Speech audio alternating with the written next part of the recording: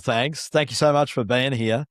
I can't wait to hear a little bit about you and your story and your journey through the coaching. More importantly, your own unfolding over the past little while. And so, yeah, today's been highly anticipated by me. Can't wait to hear what you're going to share with everyone. And so, I'm really grateful for you and for you being here. So, why don't we start with a little bit about you? You know, who are you, and how did we arrive here? Well, that's a great question, Andrew. If I was living and breathing the teachings that you have shared with me over the last couple of years, I would say that I'm everything and nothing all at the same time. This is true. But if I'm right here, right now, I am Maria Rando. And obviously we've been working together. Well, I don't know if it is that obvious, but we've been working together over the last couple of years. Yeah. And I've recently founded my own marketing consultancy, which, is a whole new chapter. Yeah. Give us a little plug. What's the name? The name is PEP. We like to put PEP back in your marketing step. Yeah. But in all seriousness, we focus on identity-led marketing. So really extracting that founder human story to, not only bring a founder's personal brand to the forefront, but also elevate their marketing strategy and their marketing systems so they're able to truly connect with their audience. So focusing on working with SMEs. And so far, it's been a fabulous journey. We're working with some really great businesses. Yeah, it's amazing. I understand, like, you're fully booked out, right? And Correct. That happened quite quickly. It was a bit unexpected, but currently not taking any clients. It's amazing. Like, you open the doors and then all of a sudden I can't take on any more. Literally. What's really amazing about that for me is just a little quick whistle stop of, what might unfold through the chat today, is that, when you came on board, you were working with, a great media company, Elastic Studios. I was fortunate enough to do some stuff with Elastic as well. And, for a while, you were sort of wanting to find your own identity and expression through what's now become PEP. And that's happened over the past little bit, which is amazing. And also the other thing is, like, you're doing identity work, which is kind of, a large part of what we did together. And I love the fact that you're able to bring, your marketing genius and your identity genius together, because not many people are doing it. And it's going to be, the future edge of things with AI and all the changes that we're seeing at the moment. So very kind of you. Thank you, Andrew. But I have to say that human connection piece, the identity piece, is an edge that everyone has. It's just finding it and using it, essentially. Yeah, 100%. So tell us a little bit about when we first met. It was in a networking group, and you were going through some thoughts at the time, and you had your struggles like all human beings have. And so tell me a little bit about where you were in life and business when we met. I definitely was in a different era. So when we had met, I just exited a large global media agency that had been there for far too long and didn't know exactly how to leave, which is an interesting place to be in. Yeah. And I was fortunate to land the managing director role at Elastic Melbourne. It's a brilliant business that allowed for autonomy in the role. But obviously, autonomy, there needs to come, the clear confidence and clear decision making needs to come with that. I was the only person within the business in the leadership team that was based in Melbourne, and everyone else was based in Sydney. So I had come out of, really big ocean of resources and lots of senior leadership around me. I was working I was usually that secondary support role in a management role. And all of a sudden, I was leading, which I'd always wanted, but I wanted to do it with confidence. So when we had met, you were really speaking a language that I was leaning into in terms of bringing objectivity to our thinking Yeah. and trusting ourselves and being able to be clear and less emotionally led and being able to observe the emotion before making the Mm. decision. Yeah, I love And that. yeah, that was, I'd say, the biggest piece for me. And that's what I truly needed at the time, considering I Mm. was managing a team of professionals that I had not managed those roles before. Yeah. And I needed to be able to signal that I was able to direct and make great decisions for the team and to support business without needing any hand holding, if you will. Right. Yeah.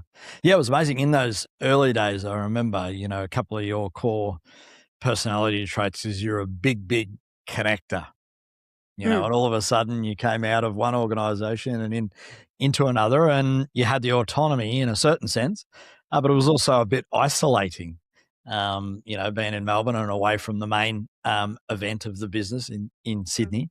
And also like a hugely deep carer for other people. And so sometimes that wasn't being reflected back to yourself. And so, you would second guess some decisions and, you perhaps lacked a bit of trust in yourself. And that was the first thing that I noticed, and one of the first things that we worked on. Yes. Is that your recollection?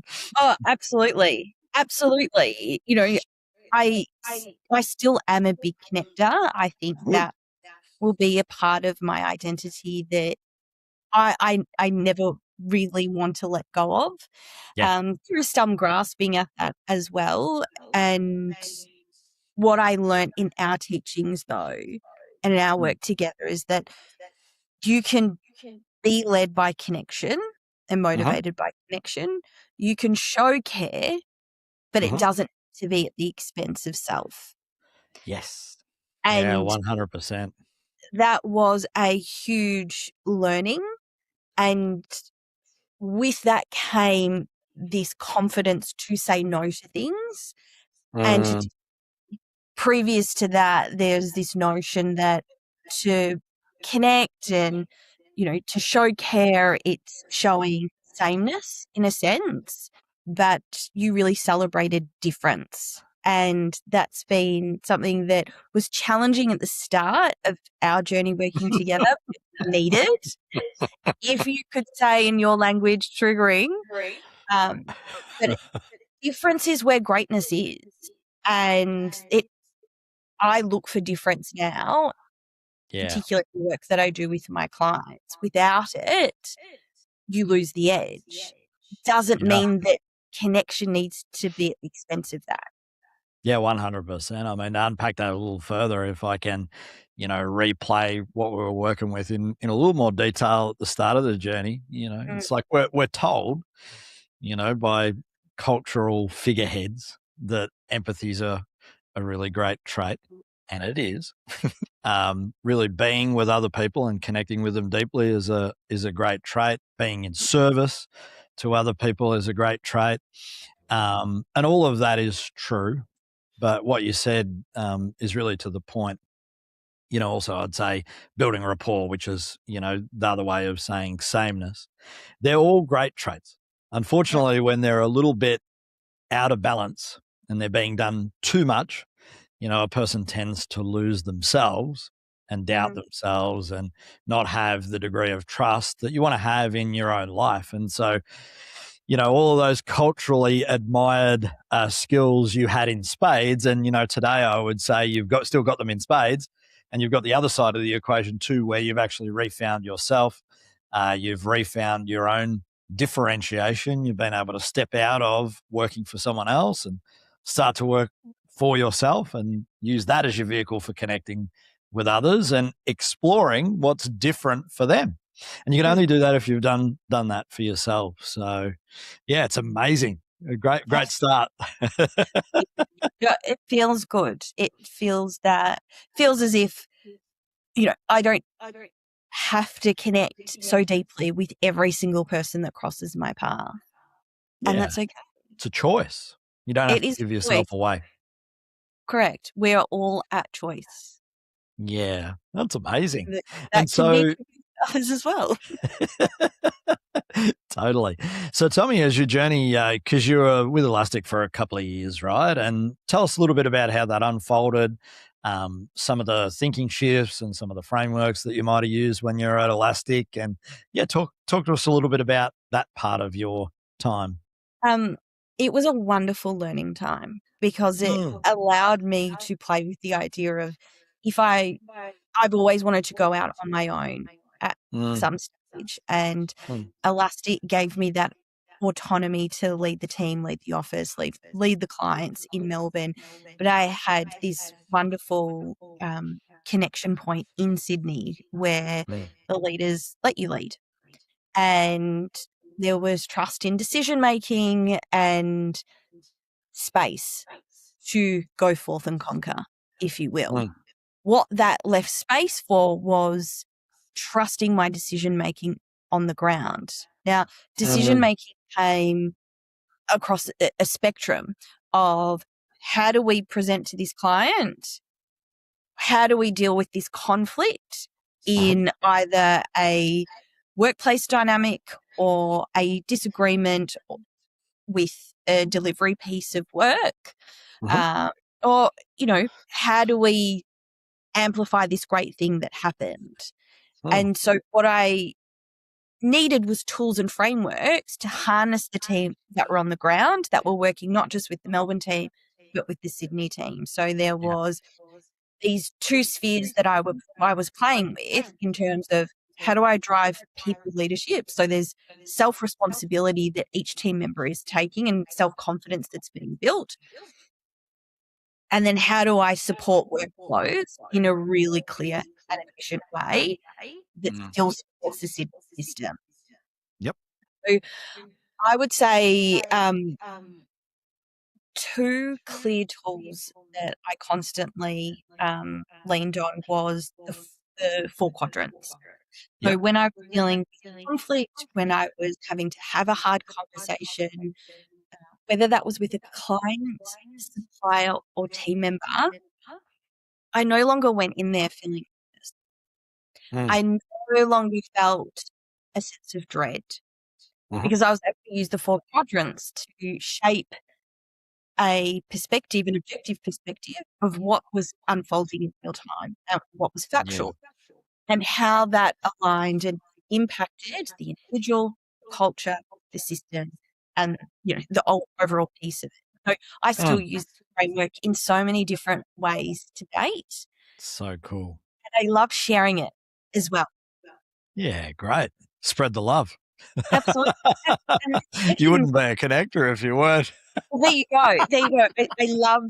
I absolutely love it. It is such a powerful lens that you can use. Once you memorize it, you can speak in so many different perspectives.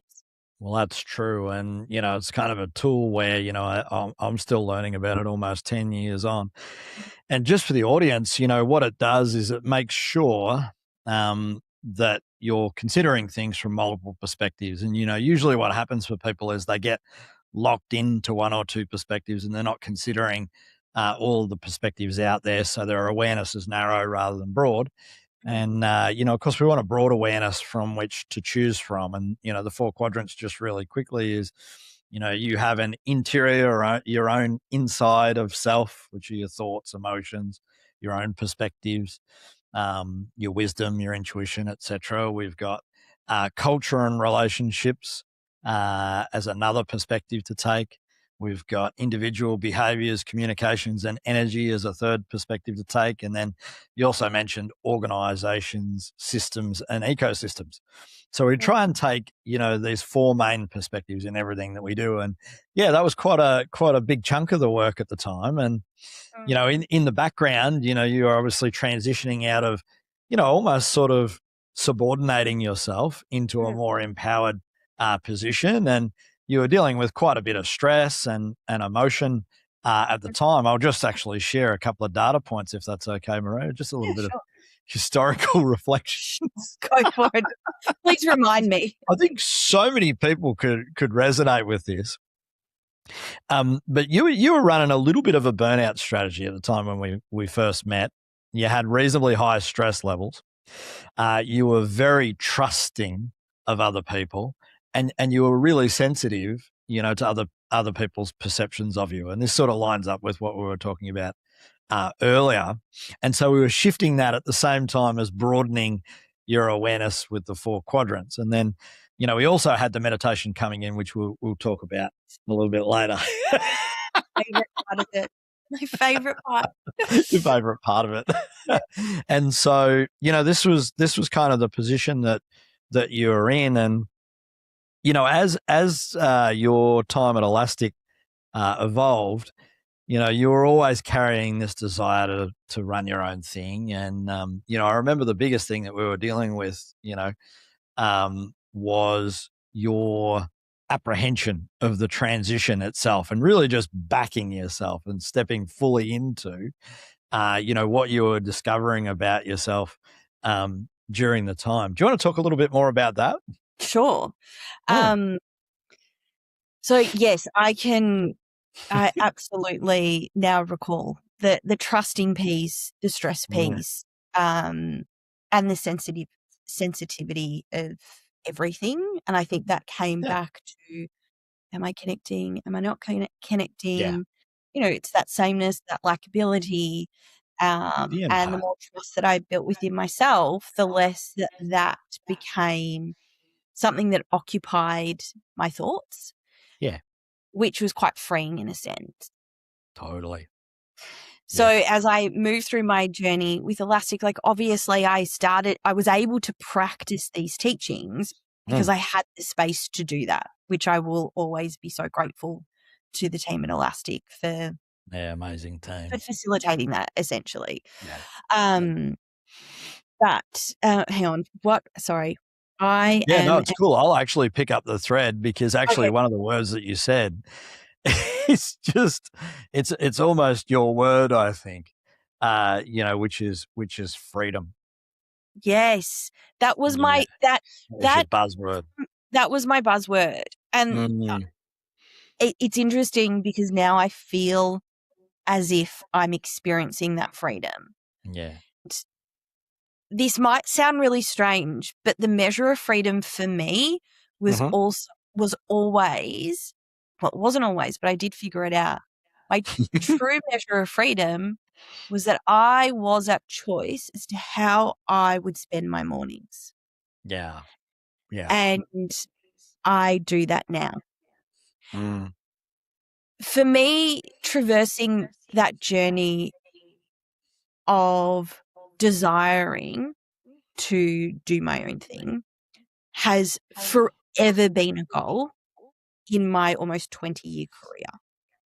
And there have been moments throughout my career where I've gone, I'm doing it. And then I stepped 10 feet back because it felt so scary. And I watched all these other people do it ahead of me. And there was always the question of, I know that I can do it. I just didn't trust myself that I could do it.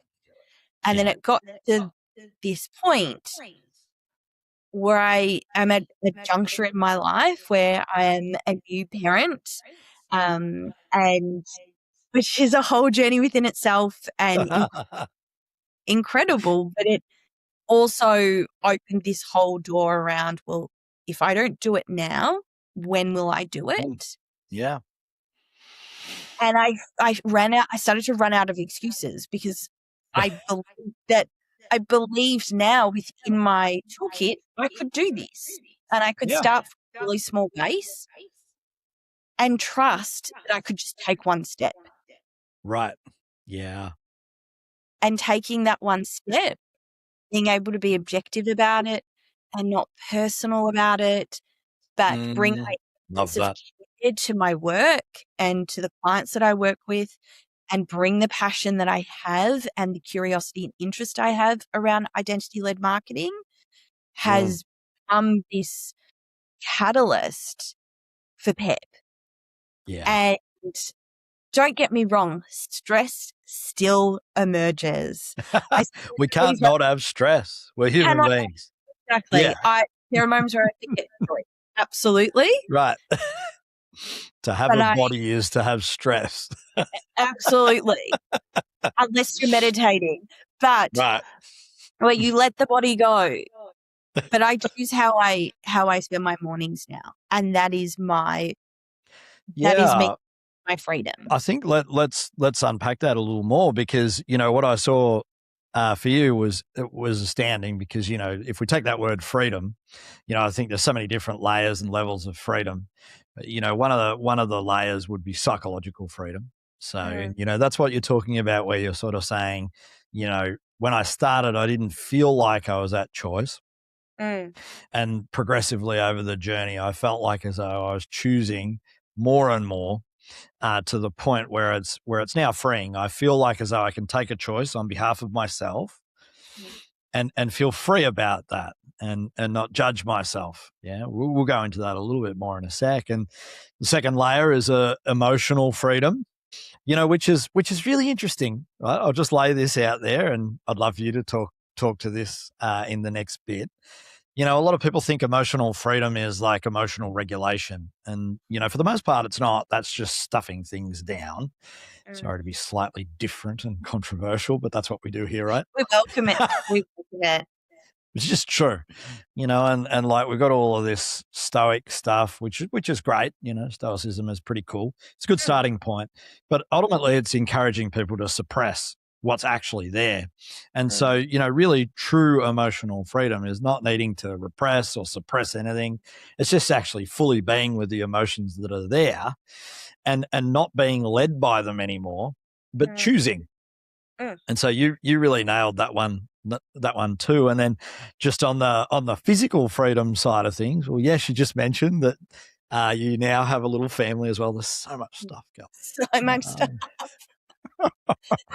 So I think, all those three levels, you really gave yourself the freedom that you previously hadn't given yourself, because you were so locked into other people's perspective. And I think that's a lot of people could resonate with that. Is there anything you want to say on those kind of three dimensions? I definitely will touch on the choice piece and having awareness around my responses to situations that would be stressful or emotional. And we call it shadow work, essentially. Yep. And that, I would say, has been one of the most profound tools to create that emotional freedom, in terms of understanding, why is this situation stressful to me and upsetting to me, when I can see other people not responding in the way that I'm feeling. And previously that could read as, well, why is there not sameness and agreement in this room? Versus now it's, I'm not upset around what actually is unfolding here. Yeah. I'm responding to something that I haven't resolved within me, whether that's, something that's been really loud for me in the last couple of years is I don't respond well to authority. So, I'm really grateful at Elastic. I was really never told what to do or how to do it. But in the instances that came up in a conversation, I'd really reject it. And I'd be like, there's nothing wrong with that person. I really like that person. It's what they're saying that's driving me nuts. But I was able to see it. And don't get me wrong, I don't see it all the time. That would be normal. Yes. And it's still working through it. And it's a tool I pick up and put down. But when there's something repetitively coming up, it's something that I engage in, that I quickly realize this has actually got nothing to do with the situation I had. And again, it's creating that emotional freedom. Well, yeah, I'll throw a couple of things in. One of them that you said just a little bit earlier, and we didn't pick up on it, but I'll bring it back in now. One of the things that you learnt to do really well, and it's in line with the shadow work, is just not taking things personally, or taking them personally way less. Yes. And what a person says about a situation, or about an event, or about you, is actually not about you. It's more about them than it is about you. And that was a big shift. That was a huge shift, and a very freeing shift.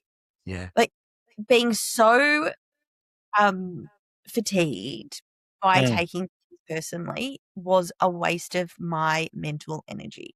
Oh, totally. And your heartbeats. 100%. And now I'm like, I can see that this is either me responding to this person and it's got nothing to do with them, or what that person is projecting actually has nothing to do with me. And I love that situation where I can see the projection and I'm like, it's okay. That's what's going on in the person's internal world. However, when I'm already in a stress state, that doesn't unfold that way. And my Italian Well, you're human. You're perfectly imperfect, right? Yeah, absolutely. Absolutely. The frowning is engaged. We all are. And the thinking process starts. But the thinking is an interesting thing. If you're not observing your thoughts, you really are getting lost in this narrative that isn't necessarily true. Right, totally. Yeah. And a couple of things on that too. Yeah, you started to do, that observing and witnessing your own thoughts and your own narrative really, really well. And the other thing was just recognizing that you were the only one that was triggering you all along. And when you put those three into a little gaggle, let's say, it's very powerful. I noticed that across a lot of my clients. That's often one of the first moves that we make. Yeah, say more. I think also what came from that is a confidence of not needing so much from the people around me in a professional sense or even in a personal sense. And the level of expectation, I still have very high expectations of myself, but yeah, not having such huge expectations of the people around me. They're doing their own and they've got their own thing going on. So that also shifted. We won't go into this today, but I just remember, a reasonable amount of time had passed in your journey, and I remember a couple of situations came up, that were really perhaps threatening to certain connections that you're experiencing, and even I was actually just struck by the degree of freedom that you had in your choices around that. I was like, Struth, I think Maria's teaching me a thing or two here. Generous of you, Andrew. Thank you. Yeah, it was amazing. I was, I was in a car seat, so I couldn't fall backwards into it. But if I had been on a bar stool, I would have fallen over backwards. And yeah, you were able to, shift the nature of your connection. More from like rules and expectations, et cetera, to much more going with the flow and just being present with things as they are and as they're unfolding. And so, that was such a beautiful shift. It was. And I will be very transparent that I'm not as in flow as I was in that moment. But I recognize when and how I get into that flow. And it's a constant it's a constant dance. And it really comes back to getting yourself into the present moment through just connecting through breath. It shifts everything. Once you're in that present moment, nothing is of consequence in a sense. No problems. Everything's okay in this moment right now. But to truly be in that moment can be hard to shift into, but once you're in it. So talk to us about the meditation, because you've been storing that up. I can tell that you've been waiting to pop that one. I love it. So I I love it. I love it. I've been a meditation devotee for almost 20 years, if not longer. Always practiced it. However, I've practiced that very traditional sense of meditation through guided apps, guided sessions. I even started the meditation course to become a meditation teacher. Oh, did you? I didn't even know that. Oh, okay. I had this moment where I was like, I'm leaving media. I'm not doing advertising anymore. I'm becoming a meditation teacher. So I practice it in some shape or form every other day. And then when you opened the door to the traditional Buddhist style of meditation completely blew my mind. And again, starting that journey with concentration, meditation, following the Great Path has been an incredible experience in terms of breaking down what we perceive to be reality. Right. And being able to come back truly into the present and be connected to everything all at the one time. Profound. Yeah. Say a little more about what the difference was that you found with the meditation that, we were practicing versus what you'd done, for all those years, which is amazing, by the way, and everybody finds their own way to their own path. Yes, Tell us. Yeah. I've enjoyed the learning journey through meditation in terms of discovering different types and different parts of you in terms of your journey through it. You have so many different experiences. I'd say the biggest physical difference with the meditation we've been doing is you actually do it with your eyes open. And that was a concept that completely fascinated and also confused me at the same time. How is this possible? And my eyeballs were burning and I was just like, no, you can do it. Keep doing it. Keep doing it. And the persistence of the, experience of enlightenment, which I'm yet to get to, part of the journey was that carrot rather than the stick, if you will. Yeah. But through the actual meditation practice, the experience of almost having your mind unravel and unfold in the most calm way is a sensation I'd like to keep chasing. Yeah. Not only did I feel the benefits coming out of the meditation, but I'd feel the benefits the next day. And it's so much clarity of thinking. Particularly if I had a challenging or, conflicting brief that I'd received. Yeah, right. And, I've always been taught that, you read the brief the night before and you come up with it.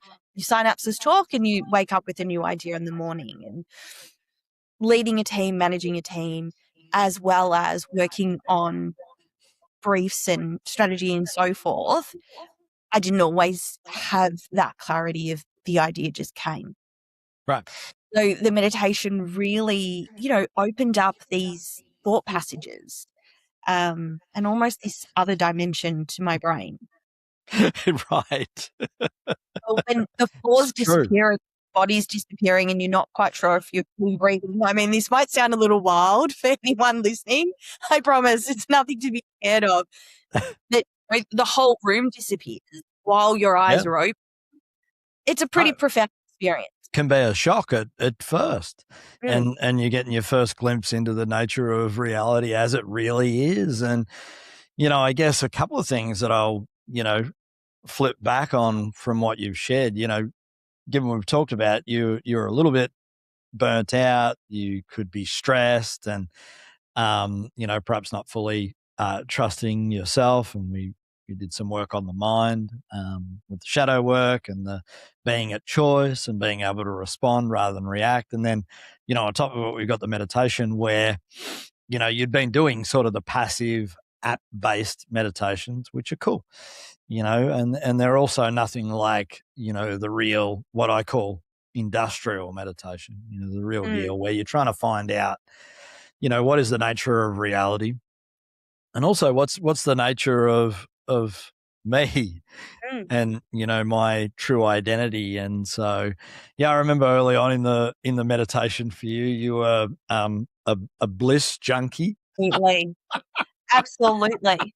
You experienced a lot of bliss and warmth in the body, and you experienced a lot of luminosity as well. So the subtle energy of all the solidness in the world around us breaking down and showing itself as one seamless awareness. And there are a couple of things that I remember in your meditation quite early, and it helped you calm the nervous system, I think, quite a bit, and led to that clarity of mind and to that physical energy that you're describing as well. Is there anything else you want to add to that or say? I think it's an interesting point in terms of, you mentioned understanding your true identity. And I've always reflected on how I felt going into that meditation, how I felt during it and after. And Yeah. there is always such a big gap between, those phases, in terms of really when you come out of it, there's a true reconnection to self of, I'm in this present moment. Everything's completely fine. I'm at choice. And again, it comes back to, I want for nothing. And I think that's been one of the biggest things to come out of this style of meditation is wanting for nothing. Yeah, say more on that. Like, but I think people could interpret that in a few different ways. Like, I'm really curious to hear, like, what do you mean by that in a little more detail? It's really cool. That notion of success for me looks like freedom. And freedom is no longer about financial freedom or freedom around materialistic aspects. It's freedom to feel free within self.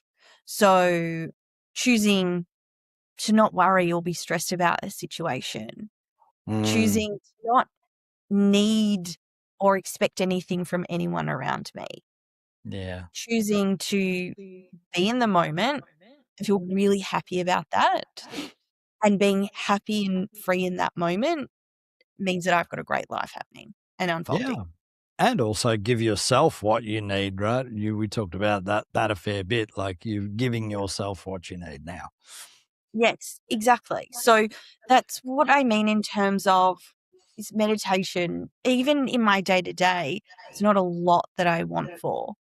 And of course, they come back to my motivating drivers, which is connection, is freedom in the sense of, being a choice of how I spend my morning or my day. The freedom and the confidence to say no as well. And feel really. We mentioned that. That was a big one for you. I love that. And I don't need to worry about anyone being offended because it's my choice. Right. And if you're offended. I think I remember writing on a napkin at one stage in a coffee shop with you. I think we wrote down like 13 different ways to say no. Literally. I was so uncomfortable around that notion. And it's okay. And I'm really okay with anyone that says no to me as well. Right. Yeah. I encourage it. That's great. Live you know what you want. Oh, yeah, that's really beautiful. I think, to encapsulate what you've just said, it's like, you're much more able to be with things as they are, and you're not as disturbed by things as they are, whatever the weather. You're now sort of fully self-authored. I'm going to share a couple of things with you and the audience, if that's okay. So here's a little readout. We have this little thing in our practice, which is kind of a mental blueprint. And, we do it with clients when they first come in, and we do it 12 months later. And, in 12 months, this is what we saw for you. I'm still kind of staggered by this. So let me just share a little bit of this. So your stress level halved. Your trusting of others versus trusting yourself shifted by about 30%. Your resilience doubled, and your burnout went to 0. Now, you still had a little bit of stress, but you weren't on a burnout path anymore. You obliterated that to 0. One of the things that you shifted was you stopped looking to others for their approval and their opinions. That came down by about 25%, I'm saying here. And then the other big thing for you that I think was an interesting catalyst for you to make the transition into PEP agency was you actually shifted your time frame from which you were looking at life. And so it was predominantly short term when you came into coaching. And then within a year, it had flipped around and it was primarily long term. And you're asking yourself and answering your own question, what's in the best interest of Maria and her long term, rather than what's in the best interest of everyone else in the short term as a reaction. And so that was a really big shift for you too. And so all in all, one of the interesting things with this is we have a way to measure these things. And, it kind of showed that you had a psychological growth of about 6 years in a year, which is pretty astounding. And, I just want to say kudos to you for doing the work. It's just stunning. Well, you led it, so thank you. My pleasure. And so, perhaps what we'll do is, we'll summarize. And I think what's amazing about where you've ended up now, a couple of years on, is that you've fully launched this new company, this new business for yourself, Pep Agency. It's in, identity-led founder marketing. Yeah. And you're already booked out. How long have you been going for again? It's been officially a month. So it's just ridiculous. It's incredible.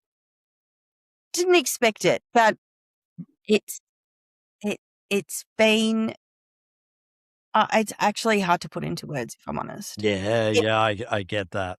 So natural. Yeah, because it's aligned with who you've become. And, I just think it's fascinating when you look back and you sort of think over your journey that you were struggling to trust yourself at one point to just make the leap, make the transition. It'll be okay. And you did a lot of work. And then ultimately, when the time was there to make the decision, you made the decision. And, a month or so on, and you're fully booked. And so, I just want to say it's been a real pleasure working with you. And thank you so much for coming on and sharing your experience with me and with the audience too. I really appreciate you. You're an amazing human. Where can people find you for Pep Agency if they want a little help with their identity-led founder marketing? Absolutely. So our website is pepagency.com.au. You can find us on Instagram. We're pep_agency_au. Or you can just come and find me. I'm at Rando on Instagram as well. Drop me a DM. Find me on LinkedIn. We're also on LinkedIn. So any of those touch points, I'd be more than happy to have a pep talk. I love them. Yeah, amazing. Maria's so good at what she does. She's helped me with my positioning too, which is about to take flight. And, I thank you so much for that. And is there anything else you'd like to share before we close up for today? Is there any advice you'd give our audience, our listeners?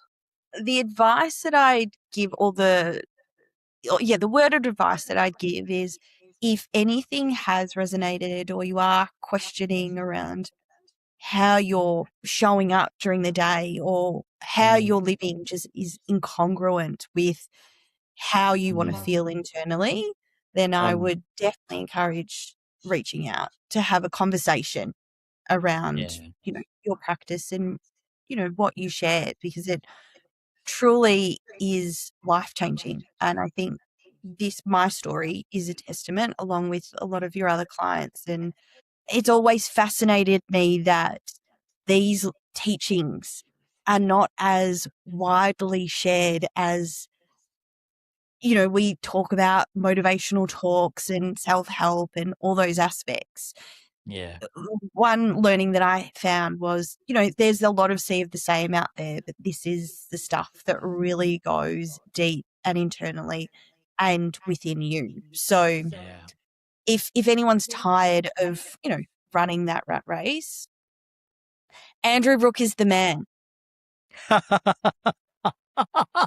Thank you with the emphasis. And I should say, just as, before we wrap up today too, I was ably supported by, a lady by the name of Anita Temexky.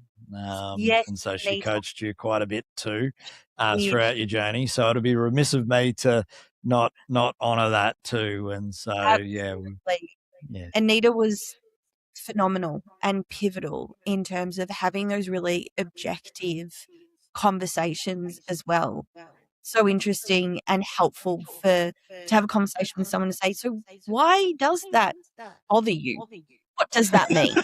Could it be this? Yes, it actually could. Brilliant. Yes, that's probably it. That is it. Yes. It's that mirroring piece, which is so helpful. And also it has this wonderful domino effect of if you are clear and confident and trusting within yourself, the interactions that you have throughout the day, both, with friends, family, or strangers, can have this incredible positive domino effect on someone else's day. Yeah. So 100%. Yeah. it's all Amazing. Well, thank you so much for sharing a part of yourself with us today. And I'll pop this up shortly. Thanks so much for your time, Maria.